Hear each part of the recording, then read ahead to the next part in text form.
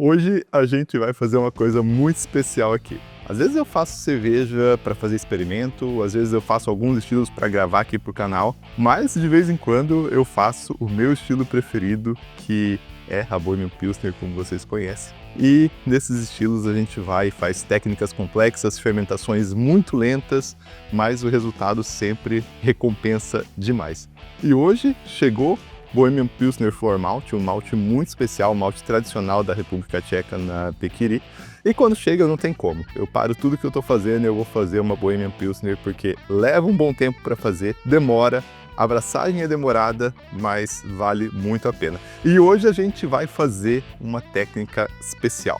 Bohemian Pilsner é feita por decocção. Decocção traz aroma, traz sabor, traz sensação de corpo e não tem nada que substitua.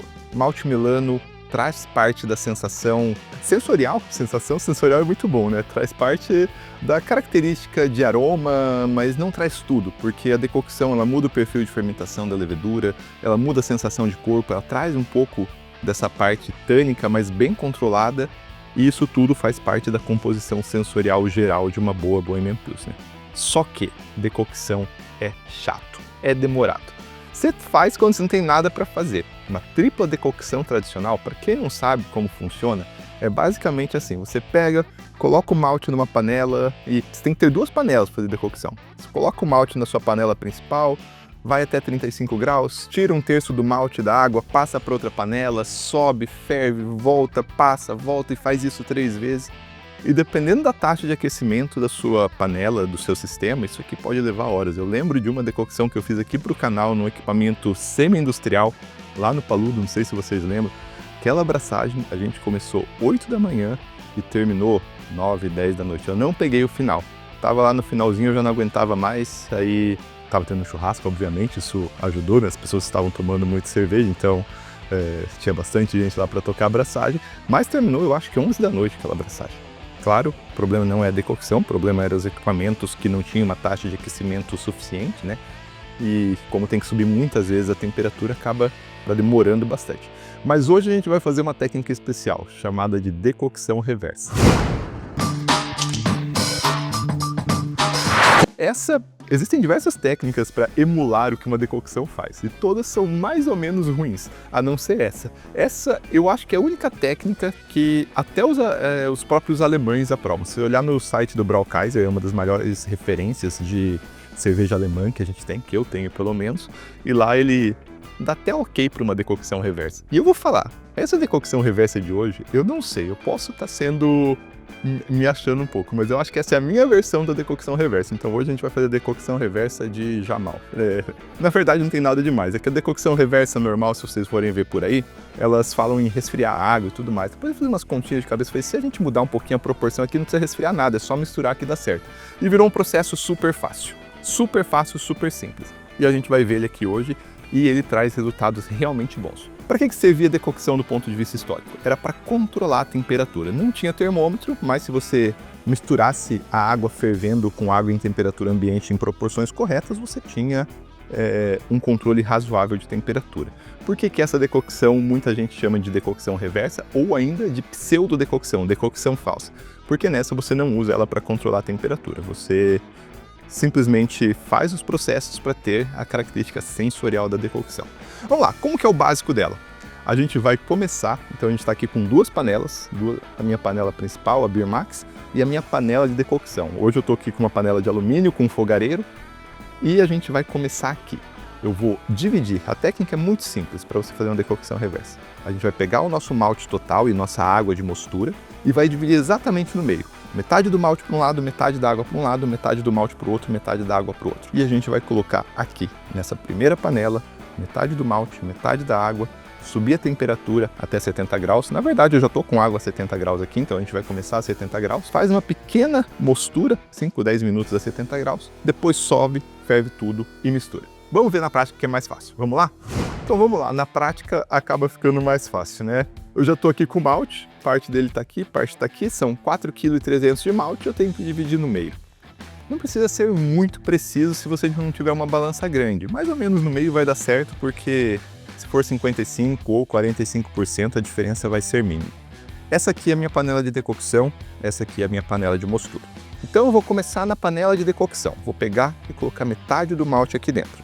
O malte mais nobre possível. Malte feito lá na maltaria Ferdinand, na qual eu pilotei um malte mobile. Vou colocar aqui para vocês verem o malte mobile. É assim que chamam mesmo, é o carrinho do malte. Mais ou menos metade do malte aqui para a panela.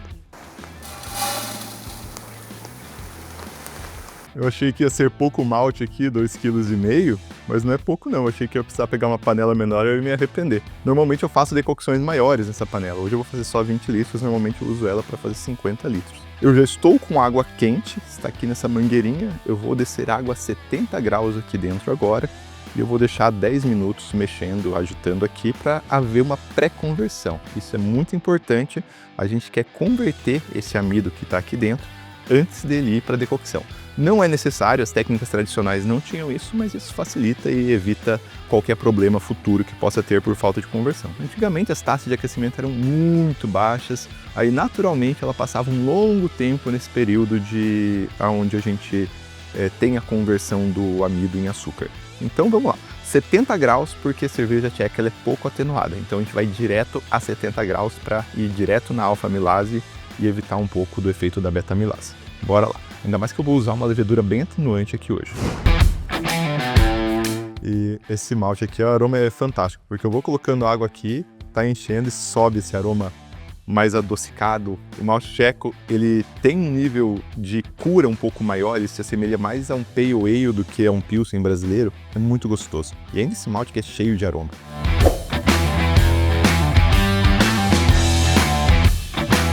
Então tá aqui o malte e a água agora. Você deixa o fogo bem baixo para manter perto de 70 graus, agita, 10 minutos de conversão e aí pode começar a subir para fervura, para a primeira decocção. E é muito importante que a intensidade da chama seja alta. Não nessa fase, essa fase aqui a gente só vai manter a temperatura, 10 minutinhos, coisa rápida, mas durante a decocção a intensidade de fervura tem que ser muito alta, porque isso que vai gerar as reações de Maillard e vai caramelizar, que vai dar aquela característica bem marcante de cerveja belga. Então, bora lá, aqui só converter rapidinho. Começou a fervura e aqui eu tenho que alertar uma coisa bastante importante. Sabe aquele cold break que acontece quando você vai ferver? Aqui acontece e acontece em uma intensidade bem alta, ainda mais se você estiver usando chama lá em cima, que é o que a gente está fazendo aqui. Dá uma olhada no que aconteceu, a gente não filmou, mas ó, chegou até aqui o cold break, a espuma, né? E depois que passa assim, que quebrou essa proteína, é igual ao leite. Sobe, mas depois ele fica normal. Então começou aqui a fervura. Vai passar meia hora aqui fervendo, meia hora de decocção. Normalmente decocções simples são 10 a 15 minutos fervendo, mas aqui como a gente vai ter uma só, a gente vai meia hora e agora a gente já sente o aroma e aquele aroma característico de decocção, tá fantástico. Não queima, normalmente não queima, né? Mas é bom ficar agitando. Então estou aqui em contato direto com o fundo, mas tem uma área grande. E lembrando, é importante uma chama intensa. Tem que evaporar, tem que ter estresse térmico. Característica de cerveja tcheca é estresse térmico. A gente tem que causar estresse térmico aqui no mosto. Uma coisa que vocês podem pensar agora, né? Dê uma olhada, chega aqui perto. Malte fervendo, isso aqui às vezes é inadmissível. Você pode pensar, e o tanino? O importante aqui é o controle do pH. É tão necessário porque a gente tem malte, mas tanino, a extração de tanino, a maior influência, a variável que mais influencia na extração de tanino é pH alto. Se o seu pH está baixo, não tem problema, você não vai ter extração de tanino. E quando a gente tem malte e cálcio junto, o pH corrige sozinho, mas por via das dúvidas a gente sempre faz uma pré-correção. Nessa água aqui, na água total, nos 40 litros de água total, não só nesses 10, a gente colocou 6 ml de ácido lático. Aqui nesses 10 litros que a gente adicionou aqui dentro, então teria 1/4 disso. Isso ajuda o malte a jogar o pH para o pH certo e aqui a gente está com pH 5,6. Vai extrair um pouquinho, vai, muito pouco, mas faz parte do estilo. Isso faz parte da sensação de boca que o estilo dá. É super sutil, não incomoda e é muito gostoso. Vamos deixar fervendo aqui e aí a gente continua. Ah, isso aqui tá lindo. Legal. Terminou aqui meia hora e é muito legal ver as transformações que acontecem. Não sei se você vai pegar na câmera, mas no começo estava mais clarinho, mais xoxo. Agora não, agora desenvolveu cor, tá escuro, que é uma das coisas que a gente quer na decocção. Supostamente a Pilsner Urquell, que é a grande representante desse estilo, usa só malte Pilsen e tem aquela cor dourada como se tivesse 8, 10% de malte melano. Tem gente que diz que acha que eles usam, eu não tenho certeza, mas aqui a gente pode ver, dar uma olhada aqui, como que desenvolveu cor, como que tá bonito, como que tá um marrom mais escuro. Então agora a gente vai desligar e vai transferir isso aqui para essa panela. E aqui é totalmente artesanal, né? Numa indústria e usar uma bomba, que eu peguei uma panela ali, a panela da gente fazer arroz aqui em casa, tá bem limpinha, vai dar tudo certo. Então, eu tô transferindo aqui para o cesto interno da Beer Max, tá, gente? Tem um cesto aqui dentro. Antes de fazer tudo, eu vou transferir, depois eu coloco a água e o resto do malte. Tá legal, tá.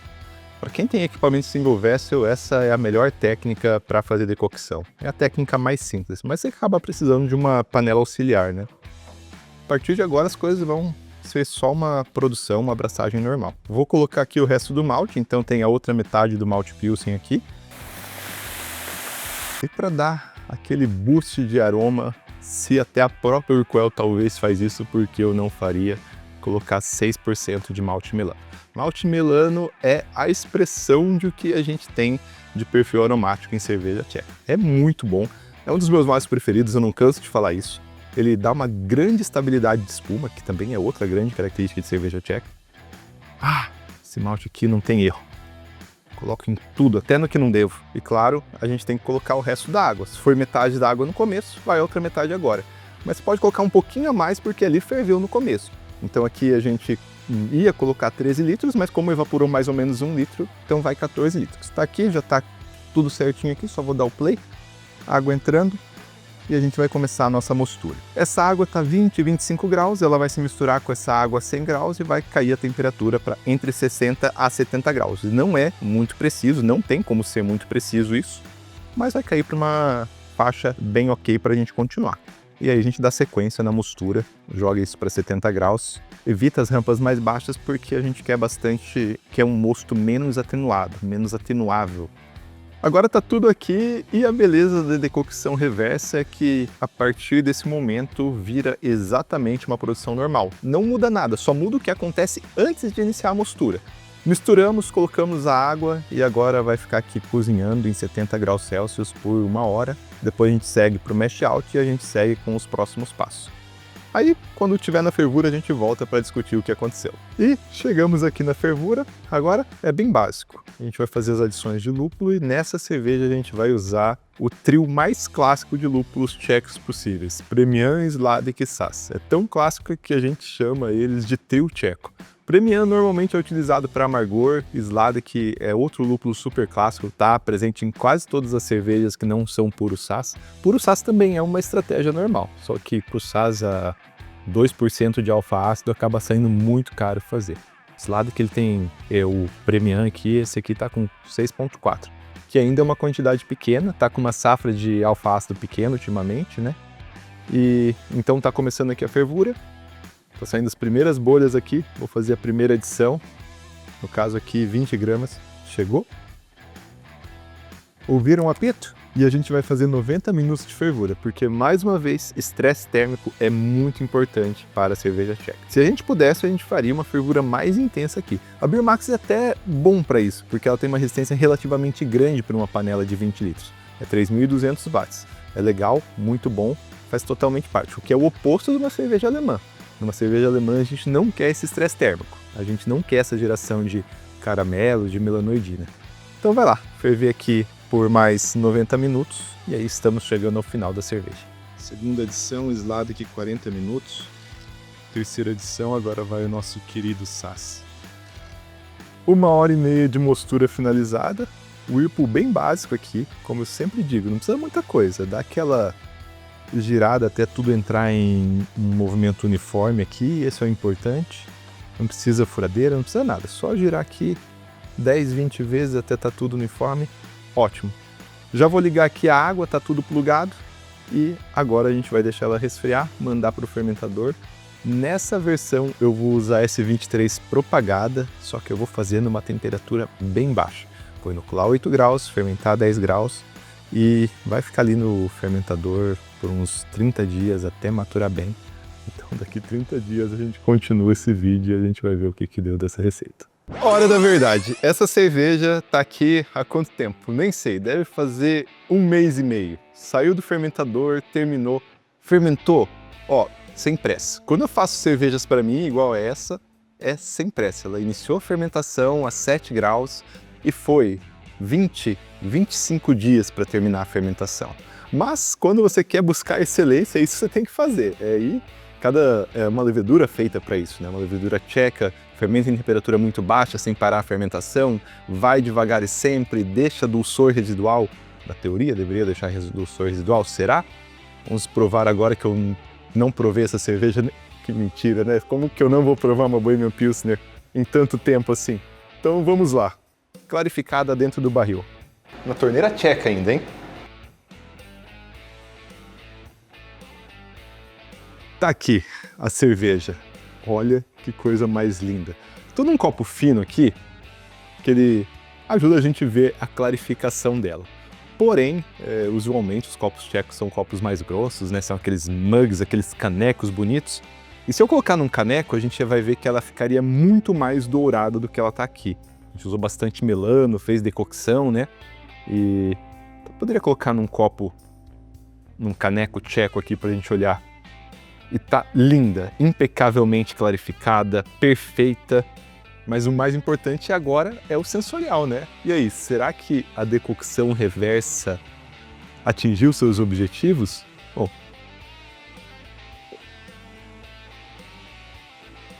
só o tamanho do meu gole dá pra dizer, né? Cerveja aqui ela tá impecável. Tá uma cerveja tcheca perfeita.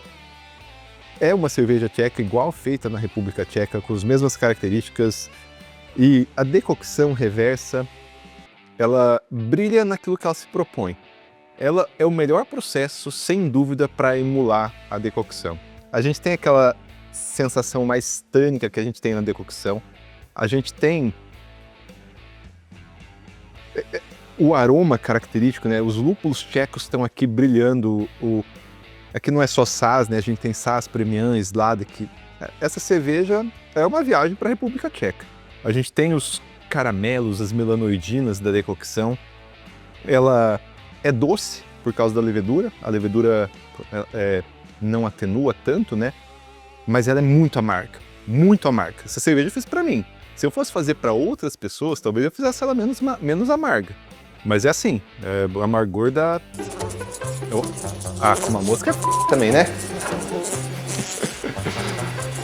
É o amargor da Pilsner Urquell, mas para você chegar no amargor da Pilsner Urquell, você tem que ter o dulçor residual da Pilsner Urquell, que é o que a gente tem aqui. Levedura certa, processo certo, cerveja maravilhosa. Então, digo para vocês, se quiserem testar uma decocção reversa, vale a pena. E se você quiser ir mais a fundo, entender de verdade como se faz uma cerveja tcheca, com todas as técnicas, com decocção simples, dupla modificada, dupla moderna, dupla tradicional, reversa, pseudo, decocção de Schmidt, tudo isso tem no curso... Como que é o nome do curso? Tudo isso tem no curso de aprofundamento em lagers tchecas do Beer School, tá aqui embaixo. Para vocês terem ideia, as melhores cervejas tchecas do Brasil, muitas delas são de alunos do curso.